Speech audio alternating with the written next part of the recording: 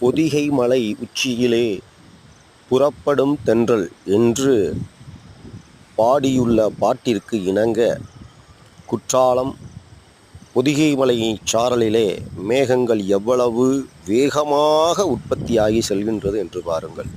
இங்கு மழை பெய்வது ஓரிரு நிமிடம் மட்டுமே பெய்துவிட்டு சிறிது இடைவெளி விட்டு திரும்பவும் பெய்கிறது. ஏனென்றால் இங்கு மேகம் உற்பத்தியாகி வெகு விரைவாக செல்லும் பொழுது, தடை ஏற்படும் பொழுதெல்லாம் மழை பெய்கிறது. அதற்கான வடிகால் வசதியும் இங்கு சிறப்பாக இருக்கிறது.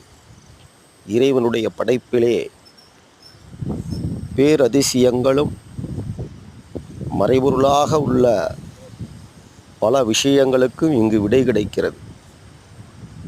ஆம், காற்று உற்பத்தியாகுவது இதுபோன்ற அடர்ந்த வனம் சார்ந்த மலைகளிலே என்று நாம் புரிந்து கொள்ளக்கூடியதாக இருக்கிறது.